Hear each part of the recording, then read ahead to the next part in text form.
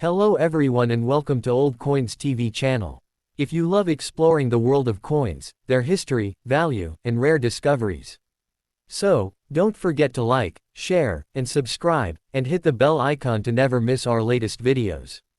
The story of the $1 denomination in the United States of America is deeply intertwined with the very birth of the nation itself, for in 1789, when the Constitution went into effect and George Washington became the first president, the new republic faced the enormous task of creating not only a government but also an economic system that would give stability and unity to a country that had just emerged from revolution. Before that year, the states and the Continental Congress had relied on a patchwork of currencies, ranging from depreciated continental notes to foreign silver and gold coins such as the Spanish milled dollar, the British pound, the French livre, and even Dutch guilders, all of which circulated in the colonies in chaotic fashion, making trade inconsistent and trust in paper money very low. But with the ratification of the Constitution, Congress was given the explicit power to coin money and regulate its value, a power that Alexander Hamilton, the first Secretary of the Treasury, quickly sought to organize into a national system that would establish both credibility at home and respect abroad.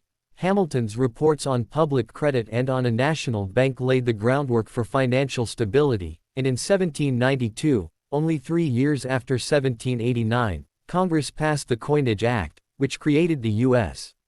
Mint in Philadelphia and formally defined the dollar as the unit of account for the United States, modeled in part on the trusted Spanish silver dollar that had been the common medium of trade in the Americas for more than a century. And from this act the first American silver dollar coins were struck, beginning with the rare flowing hair dollar of 1794, followed by draped bust dollars, and then the later designs of the early 19th century, each reflecting the artistic taste and technical capabilities of its time, yet always holding the symbolic place of being the foundational unit of U.S. currency. Throughout the 19th century, the $1 coin was minted in various forms, including the Liberty-seated design and later the Morgan silver dollar, each connected to debates over bimetallism, the gold standard, and the role of silver in American politics. But parallel to the history of coins was the dramatic rise of the $1 note, which was first issued during the Civil War in 1862 as part of the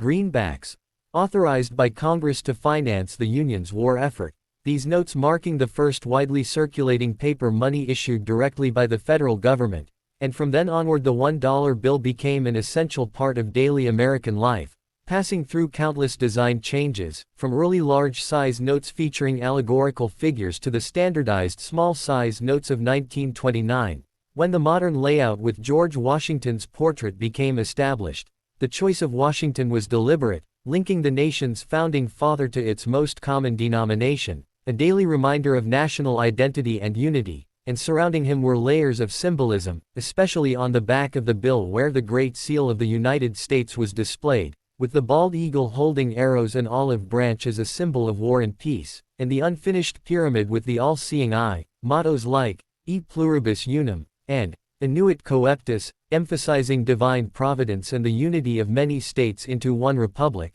and later the motto, In God We Trust, added during the Cold War era to reinforce a spiritual national identity. Over time, the $1 bill became the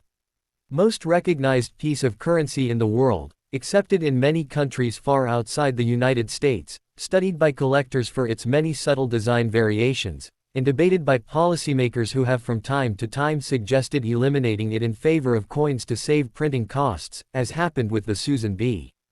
Anthony dollar of 1979, the Sacagawea dollar of 2000, and the presidential $1 coin series, all of which circulated only with limited public acceptance because Americans had grown deeply attached to the paper $1 bill as a cultural symbol. Moreover, the purchasing power of $1, which in 1789 could buy what would today be worth more than $20 or $30, has declined steadily due to inflation, but its role as the smallest paper note and a unit of everyday exchange has remained unchanged. The $1 denomination also carries significance in numismatics, as early silver dollars and rare notes are among the most valuable collectibles, with the 1794 flowing hair silver dollar selling for millions at auction, while star notes, misprints, and unique serial numbers on modern bills attract collectors worldwide. Thus, From 1789 through the establishment of the mint in 1792, through the Civil War greenbacks of 1862, through the adoption of Washington's portrait in the 20th century, and into the debates about the future of currency in the 21st century with digital money and electronic payments, the $1 of the